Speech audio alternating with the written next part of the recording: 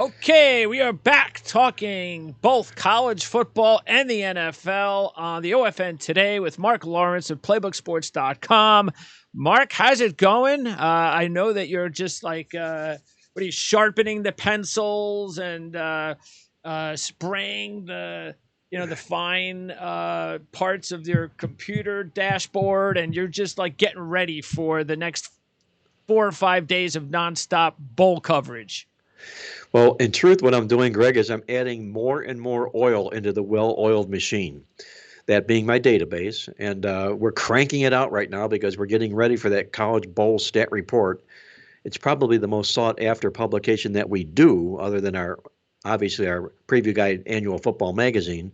So we have to have this ready by noon next Wednesday. So I'm burning up the midnight oil as we're speaking. Good luck with that. I know that feeling for sure. Yes. So, we will talk next Thursday. So we'll have an opportunity. Obviously, I'll have a good 24 hours to digest everything. So I'll be in, like, as soon as I get that newsletter for like 24 hours, I'm just going to be cranking as much information I can so I can prep for these shows so we can talk about the bowl. Really, it's bowl season, even though it is a little bit more. Actually, it's probably now a little less than a month, I would say, right? It's about that, right? About a month, bowl season?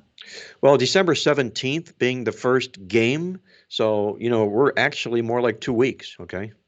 Well, 2 weeks, and then they've got the extra week for the championship game.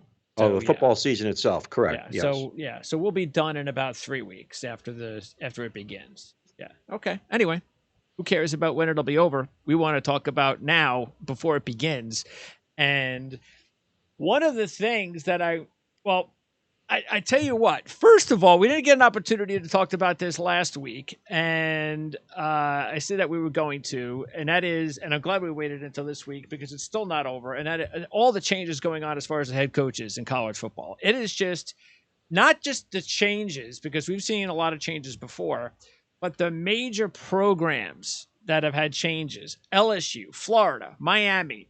3 of the top 4 schools in the state of Florida throw in USC, Oklahoma, and Notre Dame. Is that not incredible? And we're still waiting on Oregon. Has that not been incredible? I don't remember a time that there's ever been this many major coaching changes at these top programs before. And the key word you hit is major changes, Greg, because they are just that. These are changes within Power 5 conference teams, and they're all happening between basically near the end of the season and the beginning of the bowl games. So it's all condensed in a sense, if you will. But what it also does is it adds intrigue or mystery into handicapping these bowl games. Yeah. Because not only do you have the college football coach factor, you also have the players who are opting not to play the games because of wanting to go to the draft and not risking injury. So it becomes like a phrase we like to use: every game, every team is a snowflake all unto itself. Days in the past where we would handicap bowl games and we would look and separate them. We would say, okay, here's our New Year's Day bowl games. These are the prime games, the major games. The games before New Year's Day were considered the minor bowl games. That's not the case anymore these days. You can't do that because, my goodness, we got 42 bowl games this year. And they're all interspersed, if you will. But the real difficulty is getting a handle on these teams about which players are going to play and which ones are not, along with what coaches are going to coach and which ones are not. Yeah, so, I wish they had a deadline for that. Yeah, I don't know. I don't think they do, right? I think they can just decide, don't want to play. I think they should have some sort of, okay, you have to make the decision by the 15th, let's just say, if this was this year. And this way, everybody knows weeks in advance, days in advance, who's playing, who's not playing. And just quickly regarding how it could affect some of the bowl games, if I'm looking here, I would definitely say, well, Miami, because they're gonna have basically backup staff guys coaching their bowl game. You've got, I think it helps Lafayette because they're just promoting their co-offensive coordinator, so they're not making any major changes there. He's the guy; he'll be the guy next year. So I think that's a good thing for Lafayette. And Napier is going to coach that game as well. So he has decided to coach the game. He's going to coach that game as well. So it's like a double factor for them. Yes, okay. Exactly. Right. I thought he decided he was only going to coach the championship game. Okay. Oh no, I stand corrected. You're right. Okay, it was only the championship game. I do stand corrected. Okay. Yeah. Right. So, but anyway, that's still okay because it's an in-house kind of guy, so no major deal there. But then, hey, how about Jeff Tedford coming back? I had to look that up again. Am I looking back at this 5 years ago? Is this an old article? Jeff Tedford back again at Fresno State. He just keeps returning to the places where he was before. Well, we could sleep better at night knowing that. We were tossing and turning, wondering when it was going to be Jeff Tedford's return to college football. And he lands back at Fresno State. So wow. And Jim Mora at Yep. Connecticut? Yep.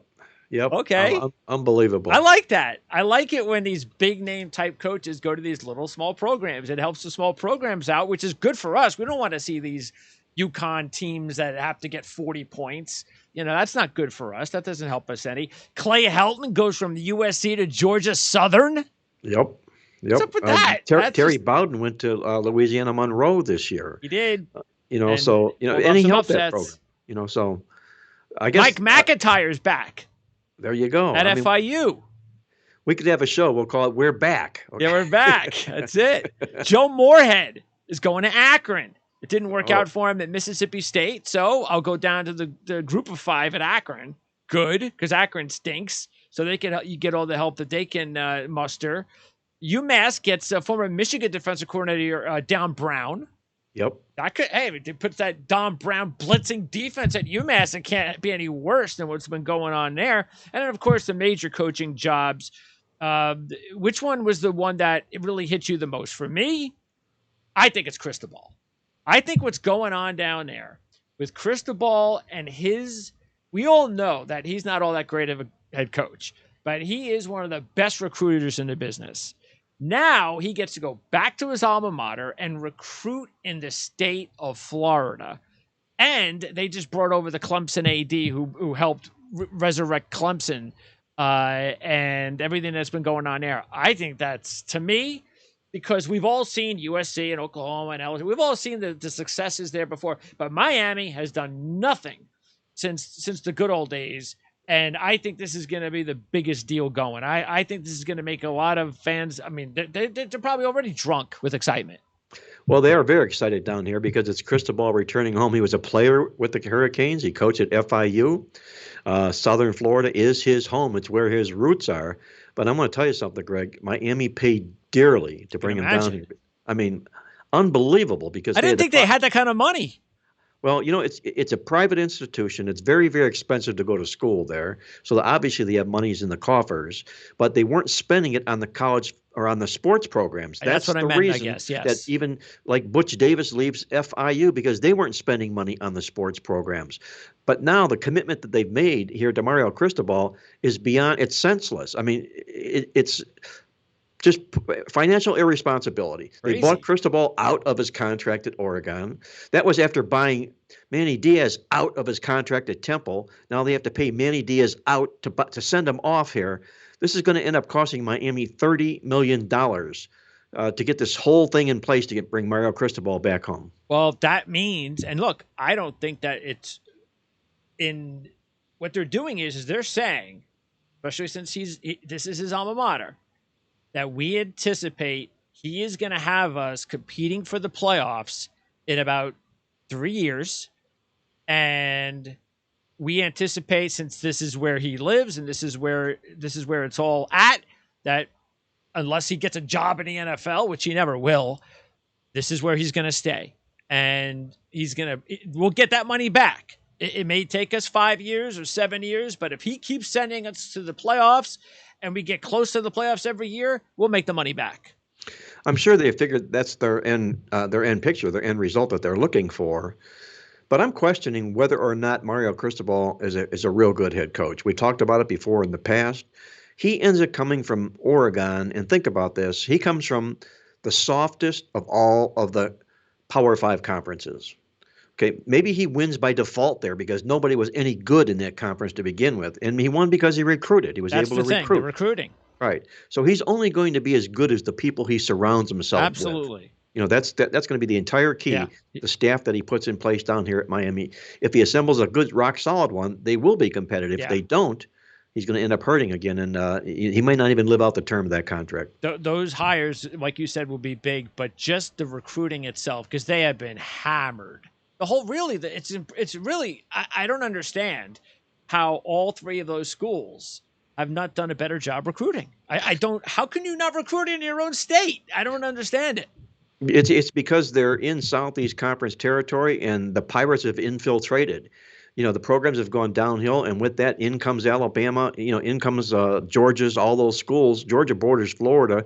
They get a lot of talent out of Florida. Do the Georgia And Bulldogs? that's why Mullen's gone, because he's allowed all these guys to steal his players, and he's in the SEC. Yes, exactly. So now maybe, as you say, maybe they can put the wraps back on it and start recruiting inbred Florida players. And if they do that, this is a very, very wealth of talent for football players in the state of Florida. I think it's second in the country as far as 24/7 does with their recruiting. So, they've fallen off the map, like you say, and now I think they have a chance to get back on. Well, look, Napier to Florida, Cristobal to Miami. So I think this is only going to be good for college football to have the teams in Florida good again. We know how good Riley is at USC. It was no surprise Venables decided to take the job at Oklahoma. His kids were getting older, so that was a perfect fit. Marcus Freeman, hopefully he does a good job. It's all about recruiting again at Notre Dame. It's very tough to recruit there, but Brian Kelly did a really good job. I wonder whether or not it's possible to do better than what Brian Kelly did. Is it possible nowadays, with the way things go, with how hard it is to recruit at that school, that Kelly got them as far as he could? And it's just, unless you're Urban Meyer, it's just really hard to get that program to where they were 20, 30 years ago, because I don't ever think that's going to happen again. Well, think about where we're at right now, Greg, with all of the high academic schools, okay? The Vanderbilts, the Stanfords, the Dukes, okay? You have to have very, very high grades to get into those schools, and it eliminates a lot of talented athletes. Yep. And so Freeman's going to have his hands full at Notre Dame doing just that. But I like the hire. I agree. I think he's going to be really, really good for the program. And if he could bring some of that talent to South Bend, I think he'll end up proving to be a good hire. In fact, I think he might end up doing a better job than Brian Kelly did. Even though Brian Kelly won at Notre Dame, it almost always appeared that his heart was never into it. I don't know, what the feeling was, the aura that was all about that. And when he pulled that demeanor.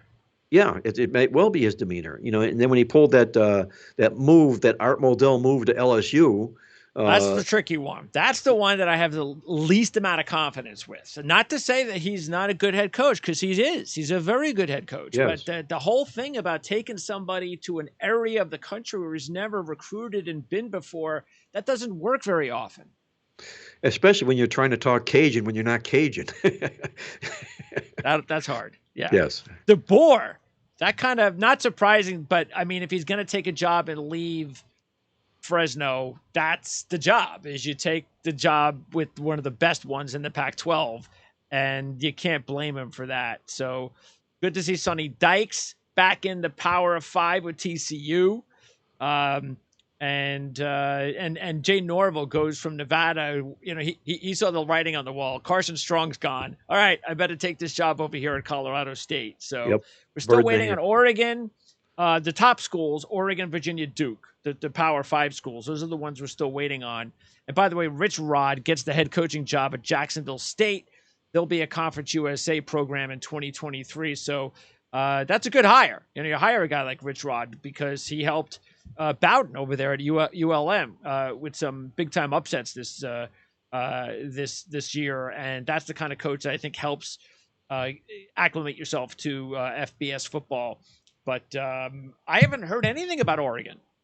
I mean, they're Chip Kelly again. I mean, I haven't heard any significant name so far that's tied to Oregon that you go, wow. Well, there will be, just given the fact that Phil Knight, Nike has a lot to do with the Oregon football program. So, they'll reach into the coffers to bring somebody in there that's a big-time name. I don't know who that will be. A Bob Stoops kind of a name. I'm not saying it's going to be Bob Stoops. Matt Campbell. Maybe. I can't believe he's still there. I can't believe he's going to stay there. All this movement, and he's going to stay at Iowa State, and he's losing like all this top players that he's had in a very disappointing season. Yeah, it has because he was loaded coming into the football season here. So maybe he wants to prove his worth at Iowa State. But I think they would Could be snap him up in a NFL. minute at Oregon. He would be a great, great hire. Yeah, or maybe he's now going to take a job in the NFL because there are going to Yes. be a bunch of NFL jobs open as usual.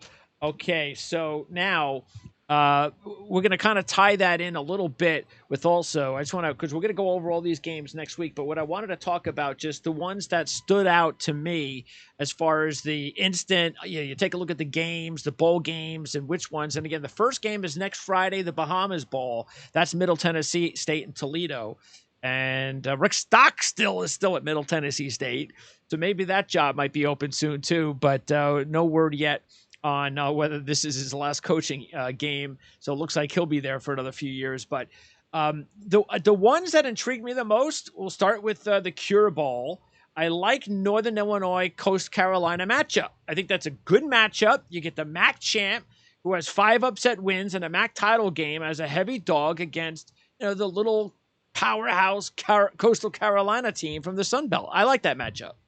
Yeah, it's a pretty neat matchup, to say the least. And, the Huskies are thrilled to be there. Maybe Coastal's a little bit down. They expected more this football season based upon what they did last year. So usually when you get matchups like that, they favor the underdog, in this case being Northern Illinois. That's right. Northern Illinois, a 3-1 dog. So keep an eye on that. Boca Raton Bowl, your neck of the woods.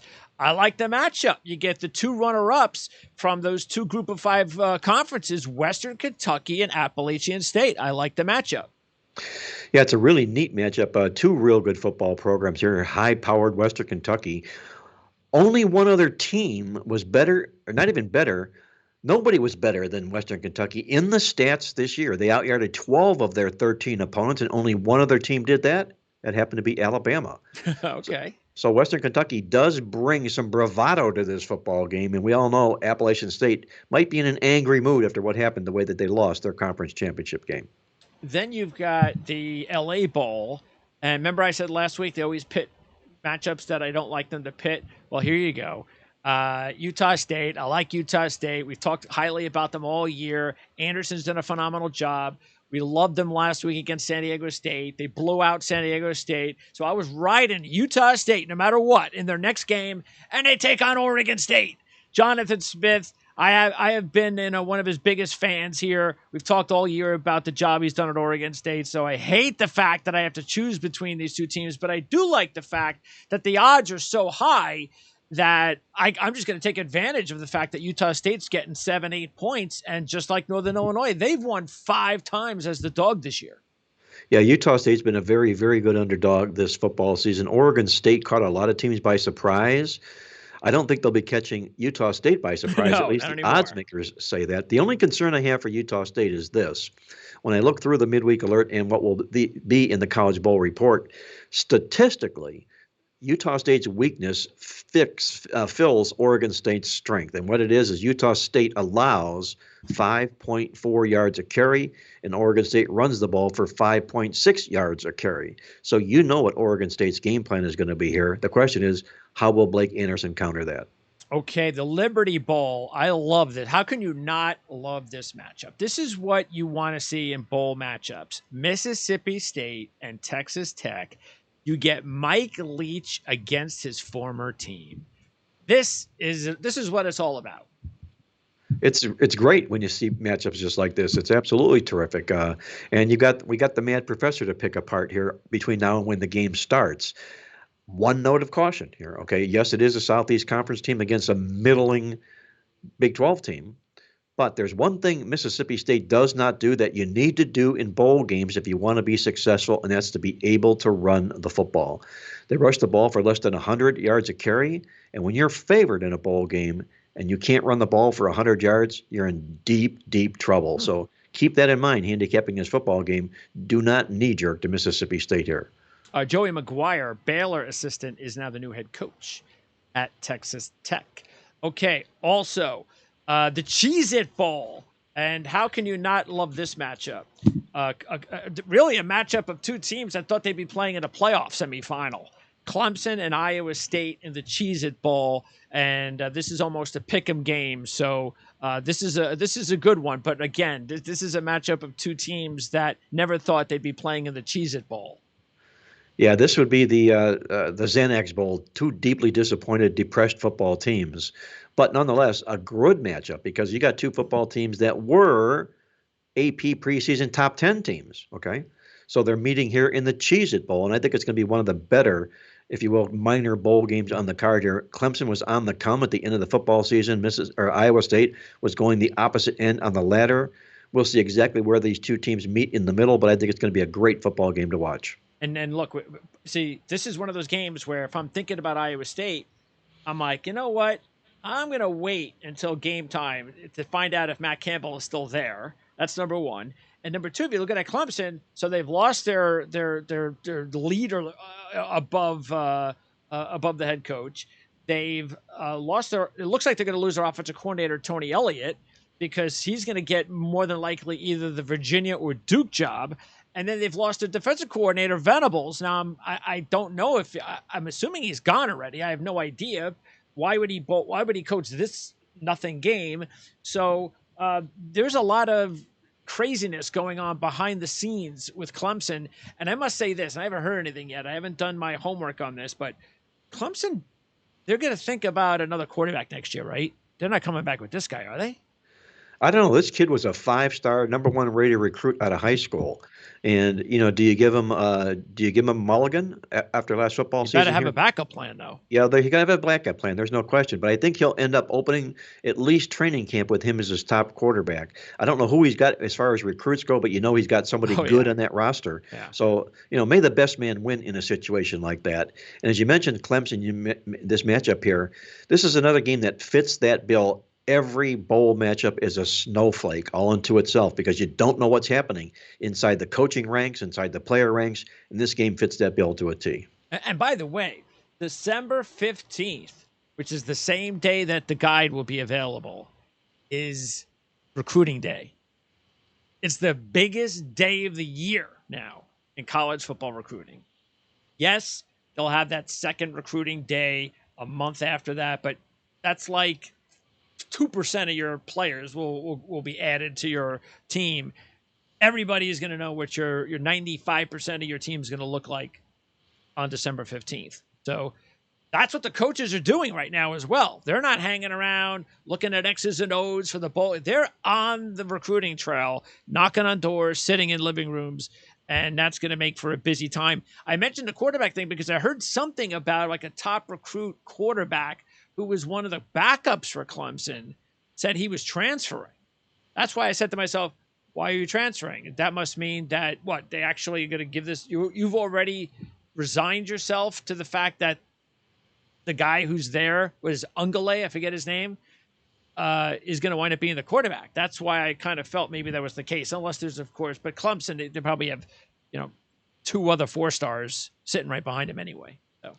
Well, they do. That's what Clemson does. They stock their roster, and the next guy up at Clemson is going to be a very, very talented player. So, I think this bowl game is going to have a lot to do with who that quarterback will be next year. By the way, if Uyunglele plays well in this football game, and it ends up opening the door for his chances once again next year. If it doesn't, okay, then the quarterback search is full on after that game. Yeah, it should be in that school. They can't afford another big year, especially not playing in the ACC title game. Speaking of the ACC, I love this matchup again. Thank goodness to the Duke's Mayo Bowl for pitting North Carolina against South Carolina. That's what I want to see. I think it's a classic. I think it's a great bowl matchup. Yeah. That's what you want to see. Exactly right. But I'm going to throw this at you again. Just keep this in mind here. This is another one of what I call these 5x5s, where North Carolina runs the ball for 5.5 yards a carry. South Carolina gives it up 5.1 yards a carry. So you might not want to be knee-jerking right away to South Carolina until you get more facts about the football game, because you know what the game plan for Mac Brown's going to be in this contest. And also, I doubt this is going to happen, but this is one of those games where you're going to have to make sure, has Sam Howell already committed to playing? That's correct because the draft's coming up and he might not want to risk injury. So it's another one of those football games. I've never seen handicapping bowl games in a situation like it is right now.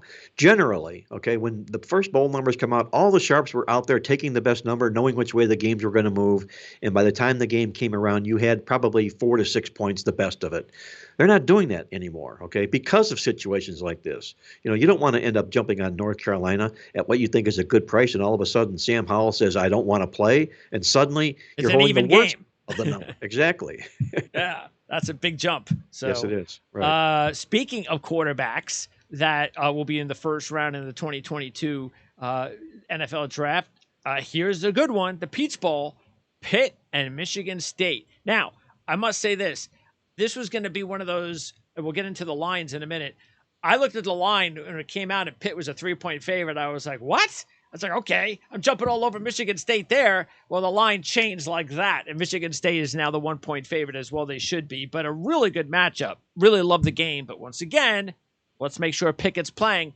I give Pickett more of a chance to play than Howell because this is just it's a nothing year for Howell. It's a nothing game, except for the fact that it is North Carolina, South Carolina. There's a rivalry. Maybe that'll entice him. But Pickett, he's had a tremendous year. He's going to be a first-round pick. He won the ACC championship. So I anticipate he's going to play. Well, one of the reasons that line moved like it did was because there were strong word that Pickett was not going to play in this football game. Interesting. So that's one of the primary reasons this line moved. So that ends up being the case. They're ahead of the move on the line in a football game like that. If Pickett does play, and Pittsburgh's the underdog in this contest, you've got an underdog with much the better defense in this contest here. That's the Achilles heel for Michigan State, is this horrible defense that they bring to the football game. So, if Pickett plays, I think it's all systems go for the Pitt Panthers in this football game. Okay, also, as far as matchups, and we're getting into the bigger ones, but I really like the Las Vegas Bowl matchup between Wisconsin and Arizona State. I just like, the way Arizona State, especially in this role, because this is going to be one of a very few number of dogs that I'm going to jump all over. Love the fact that I'm going to be able to get like plus 230 on the money line with Arizona State.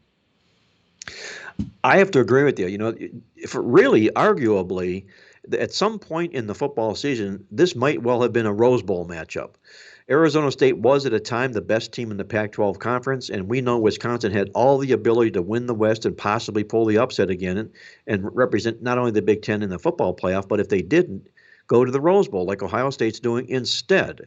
So you've got a matchup of two really solid football programs here, and I think the site's going to favor Arizona State very much in this football game. I know Wisconsin will travel. It's Vegas and, all those good reasons, but it's not very far from Tempe to Vegas in a situation like this. So I think the crowd will be in Arizona State's favor here, and I'll be with you most likely on the dog in this game. I haven't yet quite filled out that bowl report, but right now, first instinct, Arizona State. And then Washington State and Miami. Now, this was the one where the line threw me off.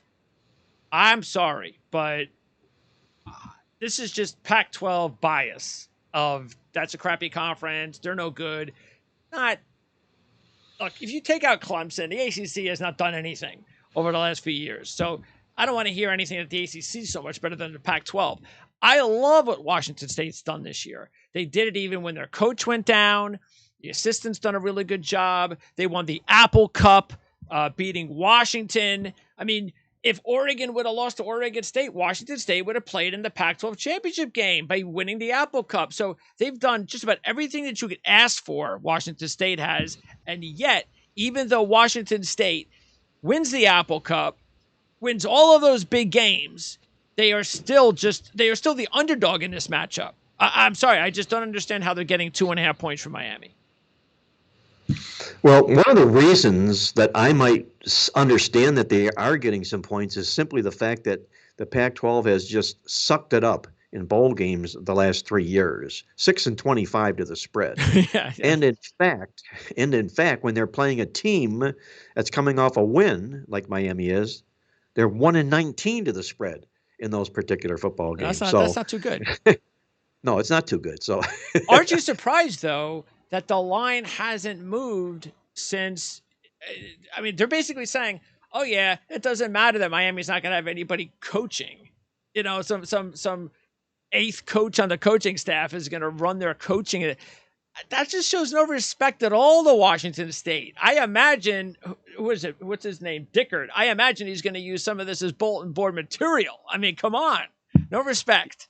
Yeah, whoever's on that Miami sideline coaching the game is not likely to be on Mario Cristobal's coaching staff, okay? No, I would No. doubt it. So, it is a big factor in the football game, but you'd have to give me some very, very strong reasons to step in front of a 1-19. I'll tell you that right now. Well, we'll look at the straight up, though. We'll see how that is. Okay. We just need them to win. And then the other thing, too, is as far as the bowls that I like, and we're getting real deep here, but it's the Fiesta Bowl, the Oklahoma State Notre Dame matchup. Have to really like that matchup because these were two teams that were right there on the cusp of playing in the playoff game. So that's going to be a good matchup. It's going to be a great matchup. And, the one thing I'm a little bit disgusted about, and I'm not an anti-Notre Dame guy. In fact, one of my best friends lived in South Bend, and we used to vacation the holidays with him and everything. It's a great city. I mean, great to visit, great campus, great everything about it. But the football program runs the city. They dominate the city there. The thing that I'm not crazy about Notre Dame this year is here's a football team that in the top 10 of the college football teams that finished in the rankings, one of them did not beat a top 25 ranked team this year, and that one was not even a conference-affiliated football team. Yet they finished fifth, okay? That's name and reputation is what that is, and that's Notre Dame. So I'm not going to be in any hurry to get to the Irish here, especially with Kelly bolting like he did in a football game like this. And the other side of the coin is I think Oklahoma State still feels like that football game was theirs to win, just an inch short. Not for lack of effort, for sure, okay? But it was still a heck of a football game. So, again, I'm not done with the bowl report. I'm not going to commit to Notre Dame, but it's going to be very, very difficult for me to make a case for the Irish in the contest. Well, the funny thing is if just Cincinnati would have lost, Notre Dame would have been in the playoff. Yes, they would have. That would have been incredible.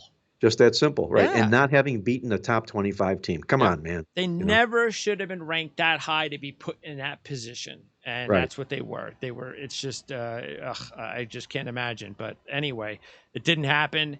And we'll see what happens here when they make the move. At least the in-house guy is their head coach. That could help them. As far as Oklahoma State and that Baylor, we said it last week that Sanders had thrown those 3 interceptions in the first matchup. And yet they still won that game. Well, then he even goes out and throws, 4 interceptions in this one. And he still almost won the game at the end, too. They couldn't pull it off. That running back, by the way, who made that, and look, we had no idea that Warren wasn't going to be playing in the game. I mean, what was the reason that Warren didn't play in the game? I'm still not 100% certain. I'm really not certain, right? It had to be disciplinary or something. I mean, it looked like he was in his uniform. I don't know. But anyway, so I don't know about you, but the running back, if you are going to make that run to the pylon, you better have like 4.3 speed in you. If you're more of a power back like this guy is, you should have just took your hand, stuffed it in the guy, and just moved yourself a couple of yards forward. Why are you running to the pylon when you're a physical running back being chased by a defensive back? I just think that was the completely wrong way to go. You just bully yourself into the goal, into the end zone. Yeah, that was one of many head-scratching game plays that we've seen thus far this football season. You can even relate it a little bit to Mark Andrews in the past that Lamar Jackson threw to him for that 2-point conversion play. It was there to win, but it was just an inch short. The same thing with the Oklahoma State game. There to win, but just an inch short. And then the Rose Bowl, gotta love it. Ohio State and Utah, great matchup. I just, you kind of want to take advantage of Utah and the way they're playing, and they're 2-1 underdog. But talent-wise, if Ohio State wants to win this football game, and look, Ryan Day just hired Jim Knowles, the defensive coordinator at Oklahoma State. So that's the biggest assistant coach hire of the season, is taking that guy to go to Ohio State. So Ryan Day, he loses one Michigan matchup, and he's got to go ahead and grab the best defensive coordinator like in almost all of college football. You're not good enough. I mean, so come on. So anyway, but the fact is that you've got this Ohio State team that if they are like really upset and they are going to show everybody that we're going to be back fast and next year, I can't see this Utah team hanging with them for less than 6 points. It's going to be kind of hard. Yeah, you're going to have Ohio State. There's going to be a run to Ohio State and then line in this football game up to 8, probably maybe even close to 10 when they play the contest here. So can the Buckeyes win this football game by double digits? That's the question here. Are they disappointed? Yes. Will they want to make a statement in this football game? Probably. Can they make the statement? Maybe.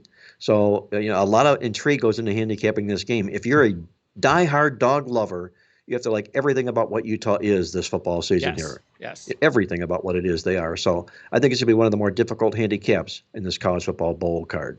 Okay, now the two non-deserving bowl matchups that I want to talk about. And this, you get this every year. We said it last week. You're going to get some team that is going to win one of these group of 5 championships, and they're going to get stuck with some other team. It's not a bad team that Texas San Antonio is playing. But for Texas San Antonio to have the year of years there, to win their championship, and to play the loser of another conference championship game, that's wrong. That's not what I want to see. Nobody wants to see Texas San Antonio and San Diego State. We want to see Texas San Antonio play a Power 5 team. Show us that they can play with the big boys. And we're not give us a 3rd place team or a good 4th place team, but at least make it a Power 5 team, not San Diego State, who got destroyed on their home field in the Mountain West Conference. How does Texas San? Look, I'm sure they're going to get up for it because they've had a tremendous season and they want to put a stamp on it. And I still am going to bet that they will, but I just think it's a raw deal. Yeah, it's a little bit difficult because I think UTSA deserved better in a football game like this, and that's not to to throw disrespect at San Diego State. They had a great year as well. Yes. But when you lose on your home field in the manner in which they lost on their home field, they were destroyed in that football game, and they weren't pretty in their wins all season long either. They won very ugly in that particular fashion. So, yeah, but didn't they get destroyed in the game exactly the way that your stats showed that they should get destroyed in that game that we talked about last week, when you outlined the disparity in the common opponent and in the common games? Exactly what it was. Of how many, what was it, like 900-yard difference for Utah State? Yeah, Utah State was plus 955 in the 7 common opponents, and San Diego State was minus 148. Yeah. That's over 1,000 yards of common opponents. My goodness. Yeah. So there you go. You got a blowout. Yeah. Yes, it showed, right? Yeah. Exactly. And the other one is the New Orleans Bowl. And to me, this is like, one of those situations where, look, I know it's in a small way, but understand, Michigan is not going to the Rose Bowl. Why? Because they've got the berth to the Rose Bowl. So let them leave that tie-in. Louisiana has had their best season ever. And I get it. It's New Orleans. They're going to wind up having a lot of fans there. And if you want to keep them there, fine. But which I think they should. But do not bring Marshall to the game. They were the 4th best team in the worst conference in college football. Or one of the worst too. And you're going to put that's what Louisiana gets for everything that they've accomplished this year is Marshall. That's what you're going to pit them against. And I'm sorry, but if Louisiana wants to win this game, and I anticipate that they're going to want to, I'm riding high with Louisiana minus 6. Well, what they're doing here, Greg, is not giving a lot of respect to the neighborhood in which Lafayette lives. That's the Sun Belt Conference, and it's a little bit difficult. They better be. That's becoming a much better conference than Conference USA and the MAC. Especially in bowl games. They really get up for bowl games. And more times often than not, they play teams that are despondent or disappointed because they fell to this lower level bowl game to face those Sun Belt teams. That's why they capitalize in football games like this. Now the question is, did Marshall fall to this particular bowl game? Did they not live up to expectations? I would say yes, they did not live up to expectations here. And Lafayette's got a lot more to prove in this game than does Marshall. Yeah, it's definitely disappointing that we don't get to see. You know what I'd like to see is Lafayette against UTSA. That'd be a great football game, wouldn't it? Of Yep. course, we're not going to get that one though. Well, we got a taste of that in Western Kentucky and App State, and that would have been another great pairing, just as you mentioned there. That's right. UTSA, exactly Yeah, right. it's like the runner-ups of the conferences got the better matchup Yep. than the Yep. teams that won it. And then finally, the most disappointing bowl of the entire season. Now, again, I'm going to use the word disappointing. Now, you could say Clemson, Iowa State because of the disappointing season, but I'm going to say disappointing based on just what's happened the last week or two. What would be the most disappointing bowl based on just what's happened the last couple of weeks? What would be could the have most been if this match if you heard a couple of weeks ago these two teams were going to play each other based on now the completely 180 difference in my mind as opposed to where they were just 2 weeks ago would have been one of the best matchups of the year. Well, just 2 weeks ago. Oh, And now that's a good. it's like I don't even know what's going to happen. Well, I'm not gonna go on a string and say Arkansas in that game because that football team was up and down, and so No. too was Penn State. I'm Coaching changes. I'm gonna throw up the white flag. Tell me who. Oregon, Oklahoma. Oh, there you go. Yep. I mean, you Two saw the way coaches. Oregon played against Utah. Yep. It was no doubt in anybody's mind watching that game that they all knew Cristobal was going. And they had nothing to show for that game. And we still don't know who their head coach is. Oklahoma's got their coach gone. So you got these coaching things. Nobody knows what's going on. The players are all saying, well, I'm going to transfer and I'm going to follow this guy. And I'm going. So I just think this is a game that I'm not even sure I care to watch because I don't have no idea if either one of these teams are even going to play. And those are the games that you want nothing to do. I am not going to put my hard-earned money on a team or a game that the players probably don't even care what's going on. I think Oklahoma's got a little bit more unfinished business in this football game than does Oregon. Simply from the standpoint that they were picked by a lot of people to possibly even win the national championship this year. And even when they were winning football games, they weren't being respected. They were being held down low. Even when they had one loss down to the end in that college football playoff ranking, they were a one-loss team that was ranked 9th. So they didn't get any respect almost all season long. They could well take their frustrations out on Oregon here, a football team that is either been hot or cold. They're the bipolar team this year, Oregon. And I think Oklahoma has a chance to take advantage of that in this highly touted Alamo Bowl. Yeah. It sure would have been a couple of weeks ago. Okay, yep. So the playoffs, the odds. I was there with the Alabama odds. I felt that was pretty much what it was going to be, but I was a little bit surprised to see Michigan get 7.5 against Georgia. Not that I don't understand it, but I was a little bit surprised because I'm like, okay, I'm watching these football games, and I'm sorry, but I'm not impressed at all with what I'm seeing with Georgia. They finally played an offense that was worth anything, and they shoved it right down their throats. And by the way, one of the things that you noticed was when you looked at the other matchups for Georgia is this was a team that could throw the football. Georgia hadn't played a team that could throw the football this year anywhere near remotely as good as Alabama. So, again, I'm not saying that Michigan can, but that's just so their defense was exposed. Nowhere near as good as they were supposed to be. And they still have Stetson Bennett at quarterback. I mean, I'm sorry, but the guy's a walk-on. He wasn't even supposed to be the starter. He's only the starter because he's on an undefeated rolling machine. While the other guy was hurt, he's been healthy, ready to go, but they're sticking with Bennett. Now it's like, well, do you stick with him? You lost now. I don't think you should, but they probably will. I was a little bit surprised. I thought this would be more like 3 or 4 points, and I love the fact that I can get 7.5 points in this game. I wholeheartedly agree with you, and I wouldn't be surprised at all if JT Daniels makes an appearance in this football game, especially if Georgia starts slow. He was their guy when they transferred in. He got hurt, and he's had to watch Bennett perform on the sidelines since. So he could be their savior in that sense. That's what I'm worried about as a Michigan fan. I don't want to see him on the field. You don't. But the thing that concerns me here is you've got the number 2 ranked team in the college football rankings taking 7.5 points from the number 3 team. That's not right, okay? Oh.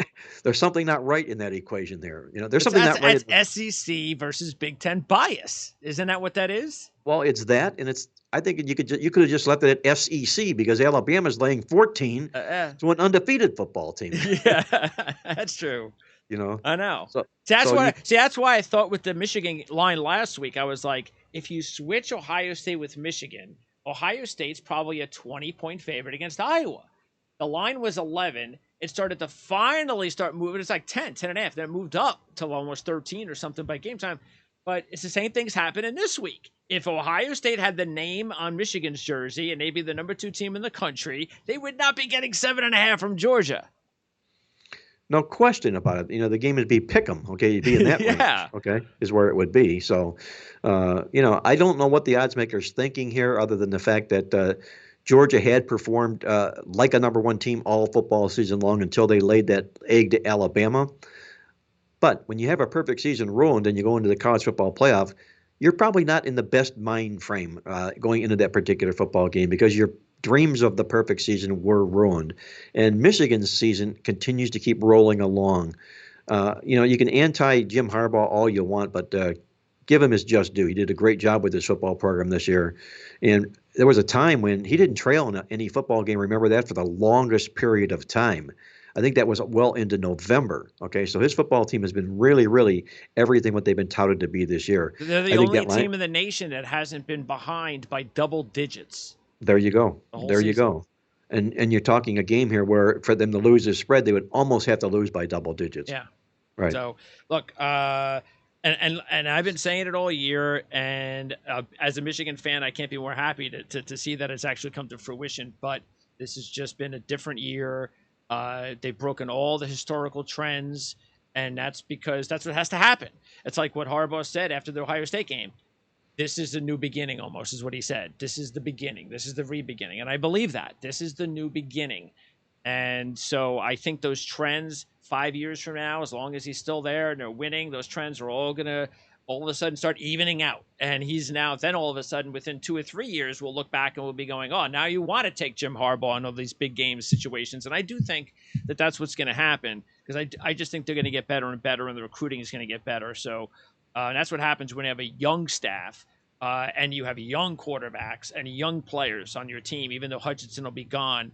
And speaking of Hutchinson, I asked the question last week, and the Heisman odds agree with you wholeheartedly that Young is going to win the Heisman. So he's like, what do you have to put, like 100 down to? No, you have to put like 1,000 down to win 100 or something like that. And who the heck's going to do that? So. But Hutchinson, even though he's the third choice at 25-1, there's no way Kenny Pickett's winning. So as good as he is, but in my opinion, if you're thinking of a dog, it's Hutchinson. I think it's Young. He's got it locked up. But if there's any chance for a crazy thing to happen, it's going to be Hutchinson. Yeah, because if you think about it, the quarterback vote could be chopped up a little bit between Stroud and Young and Pickett. So it could be chopped up that way, leaving some votes to Hutchinson in that sense. So value-wise, yes, but does he hoist that trophy? No. and by the way, you mentioned it last week when we were talking about Hutchinson and would he be a perfect fit with Detroit in the NFL and so forth, and then of course you mentioned Thibodeau. And yeah, and I agree with you. I think when it's all said and done, more than likely, Thibodeau is going to be graded higher than Hutchinson, and he'll end up as the top pick.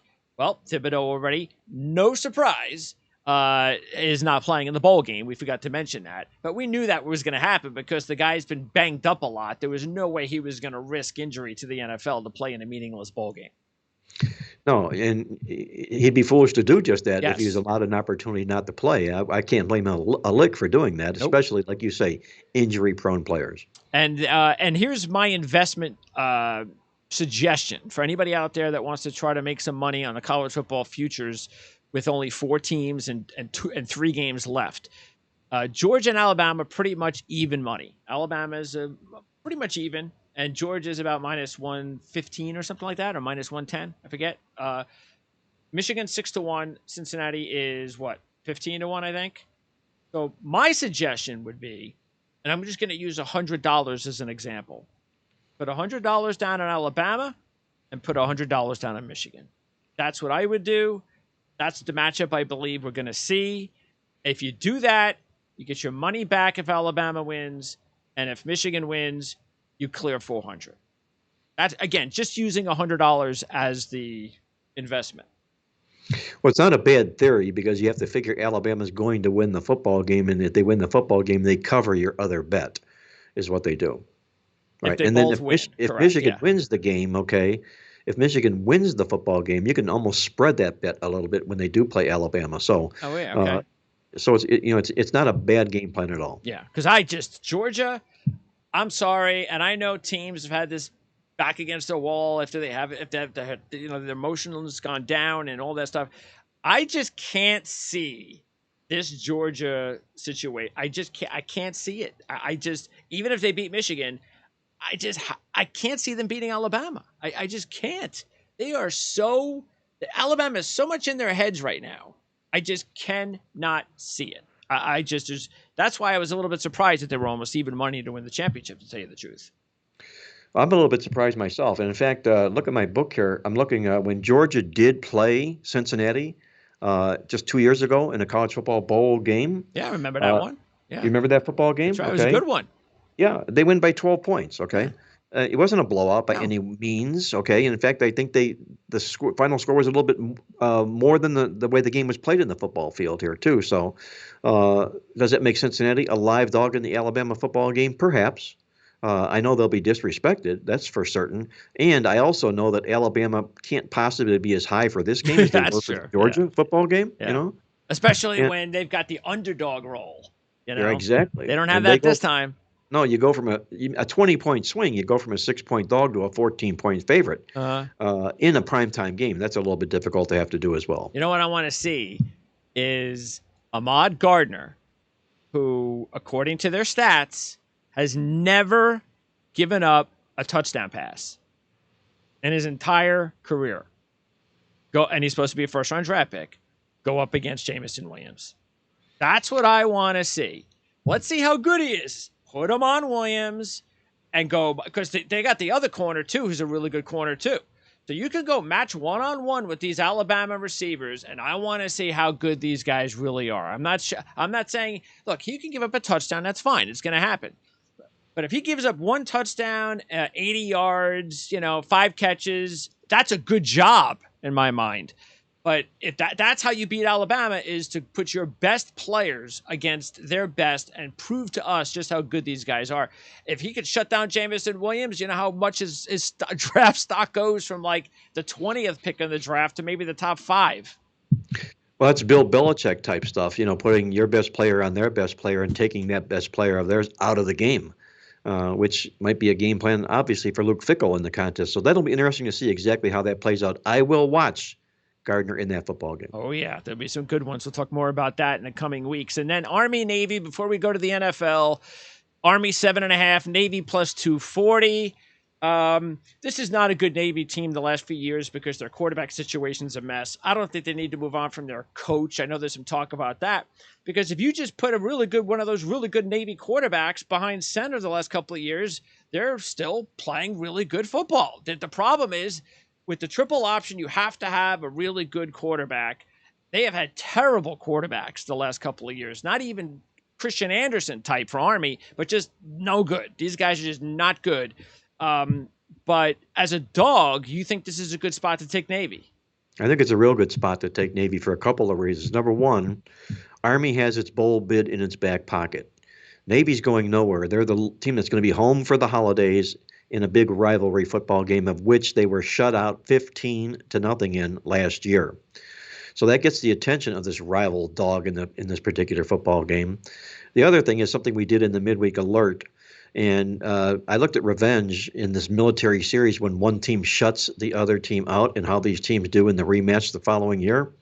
In my database, it's only happened 2 times since 1980, and both teams that were shut out come back to win the money both times. But I took this sucker all the way back to 1851 of military teams that get shut out against one another, okay? It's happened 28 times. Okay. The following year, the following game, the team that was shut out, the average score in that game has been 11-10. Okay. Very, very low-scoring football games. So go with the under. Go with the under 35 would be my recommendation. Yes. And it's supposed to rain, possibly On top, too, right? that's nice. And you've got the style of play, these shorten the clock, option Absolutely. attacks. Yes. So it fits real well here. And if it does rain, this total will probably go down around 32, which is ridiculous. But you can't possibly look over in a game like this. I liked it a couple years ago when it snowed. That was the best. If you can get Army, Navy, and the snow, that's what you want to see. But no snow in the forecast this time around. It'd be like General Patton in Europe in the winter. Yes. Yeah. Okay, now NFL. In the last few minutes, we're gonna just throw some NFL stuff at you. And one of your sponsors, my bookie, we have the Super Bowl 56 futures, and there's three options I'm looking at going, maybe four, and I'm looking at Arizona, Green Bay to win the Super Bowl. Both teams are 6-1, and I'm looking at it as, because I think that's probably the championship game, maybe going in that direction. And okay, whoever wins, if that's exactly what winds up happening, then I've got the winner of the Super Bowl at 6-1, and then taking a gamble on a couple of long shots. And the long shots aren't very good at this point in the season, because anything that's like long shot territory, they'd have to really make some changes. Not a lot, but they'd probably have to win out and be that type of hot team. And I think the two teams that have that ability are the Colts and the Browns. The Colts have already kind of done that hot streak, but they could still be better, and they're 40-1, and the Browns are 48-1, and they're still more than capable of finally putting everything together and looking like the team we thought they were in the beginning of the season. So that's kind of how I would invest if I was just starting and I was at Vegas, or if I wanted to open up a MyBookie account, I wanted to put some money on my Super Bowl futures. I do the two favorites. I do Arizona, Green Bay, and then I'd also do upsets, long shots, Indianapolis and Cleveland. And by the way, I would stay away from New England if I was doing it for the first time, because you have lost out. If you were going to think of taking New England, you should have done it 3 or 4 weeks ago. Yeah, that merry-go-round is going very fast right now for New England. It's tough to hop on board when it's going this fast at this price. I'm going to say this, though. I might throw the Rams in that ticket here, if for only one reason. If they take Arizona out this week, okay, then the Rams are suddenly knocking at the door. And if they are, they might be a football team no one will want to play down the stretch. They've been disappointing, much like the Cleveland Browns have been disappointing. But I also read that if the Cleveland Browns win all 3 of the remaining division games, they will own the division tiebreaker within that division. Oh. Yep. So they've got a lot to play for, do the Cleveland Browns. It starts with Baltimore, obviously, this Sunday here. Oh, yeah. But, they almost have to win out. Yes. It's not just for the division, but they got to try to get into the wild card, even at that point. Well, I think if they take all 3 of these division teams out, they could maybe afford to lose one game because they'll own that division tiebreaker edge. But nonetheless, I think they're a very capable football team. We'll see whether or not that comes to fruition. But I like your thinking here with the Browns in that one respect, as far as a long shot ticket goes. Yeah, with the Rams, the thing I'm concerned with, and they were my preseason choices, I did not expect the defense to fall off this much. No, especially after they made all those acquisitions, to fortify that defense, and it really hasn't materialized. But they still got a lot of talent on that defense here, and who knows if it doesn't come to play down the stretch. Yes, if Von Miller, at some point, it looks like, and it only has to start in the playoffs, but at some point, if that chemistry starts to work out, and you've got Miller and Ramsey and Donald, now you've got something going. But they haven't shown that yet, and that's why I'm a little bit. But they're 10-1; those are good odds for the Rams. Yes. So, as far as the games this week, and by the way, that LA Ram Arizona game, just right off the top, Arizona just beat the hell out of them in LA in week 4. And they just cleaned their clock. And every time LA had a chance to stop Arizona, like on a 3rd and 5 or a 3rd and 6, Arizona just kept first down, touchdown. They just, every time they had their backs against the wall, Arizona came through and won that game. That's just such a complete mismatch in that first one. That's what has me concerned about LA in this spot, even though, as we know, Arizona has not been historically a very good home favorite team. No, they haven't, especially in division football games. They've been really, really sad in that particular role. I can't lay the points with Arizona this particular week here because I think this is everything to the Rams in the contest here. And Arizona's getting a lot of love right now with Kyler Murray and DeAndre Hopkins back in that lineup here, as they should. They've been deserving.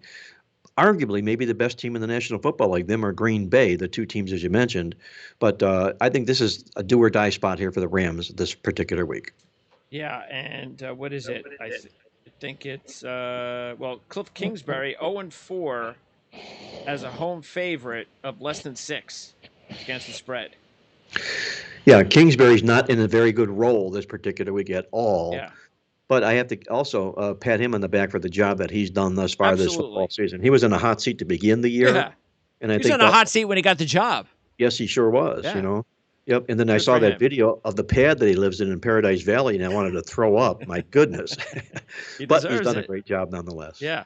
The Sunday night game, Green Bay, that's a game I'm going to go with the Packers. Aaron Rodgers, 3-0, straight up and against the spread versus division opponents at home when he comes in with rest. And you just got to wonder where the Bears' frame of mind is right now because they're going to change house. Pace is gone. Nagy's gone. And now and Mac's out for the year. You're going to start seeing how that locker room, it might not be a pretty sight. No, it might not. There were rumors for the longest time that Nagy would be out. They won a couple of football games. You know, they're semi-competitive, but now all of a sudden, Andy Dalton throws 4 picks last week. They're going to go back to Fields, and they've got a quarterback nightmare going on there right now.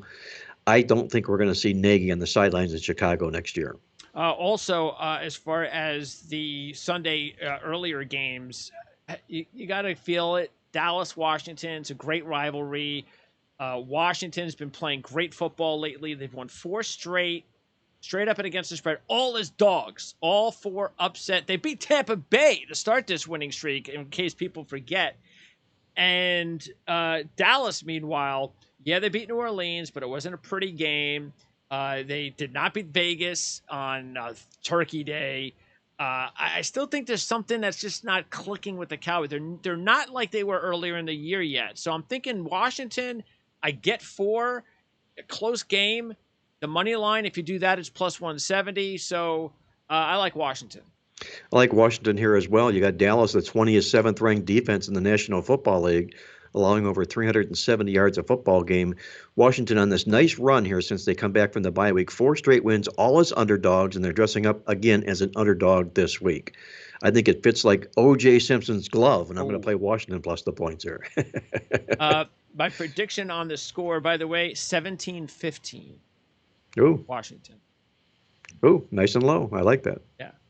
The last 2 scores for Washington this year are 17-15. Back-to-back games. How do you go 17-15 in back-to-back games? That is I'm sure that's like one of those NFL things that hasn't anybody come up with, well, this has never happened before. A team has won back-to-back weeks. 3 identical weeks of identical scores. Yep.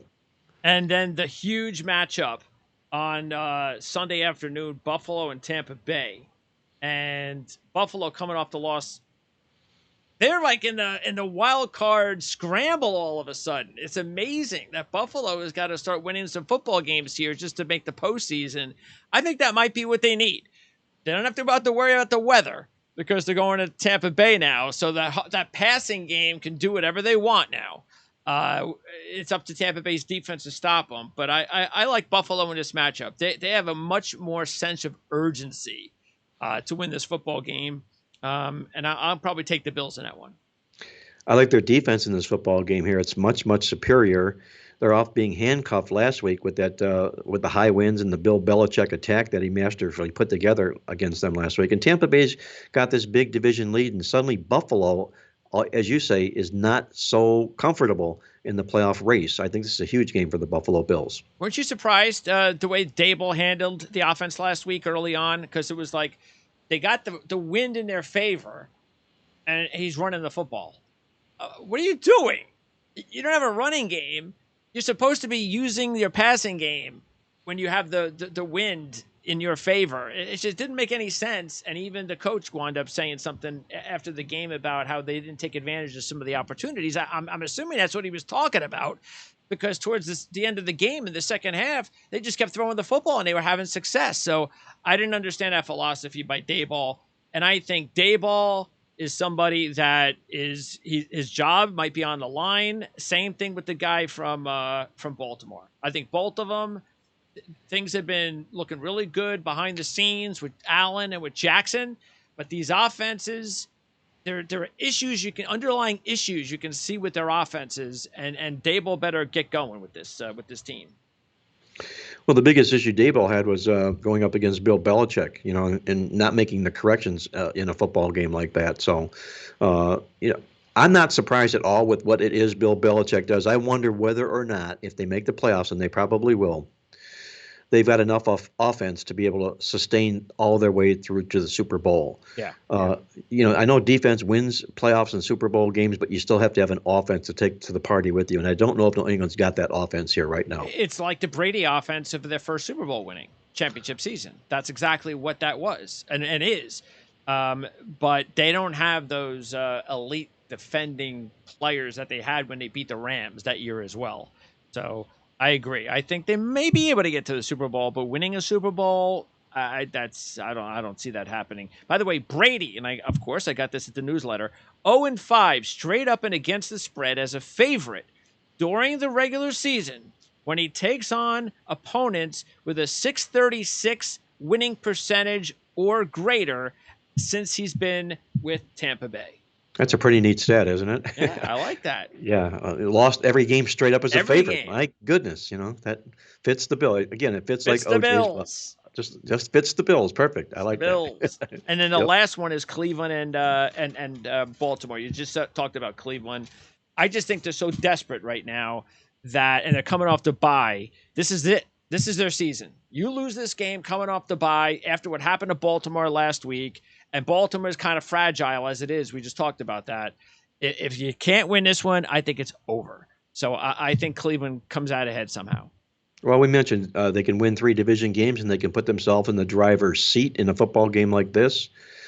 Take a look at the Browns' losses this year are the teams that are 48-24 on the year.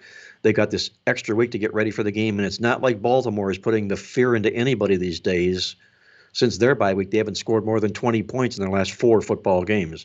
This is a big, big football game for Cleveland, and I think they'll step up and deliver. Yeah, because these two teams just played a couple of weeks ago. Yes, Jackson threw 4 interceptions in that game?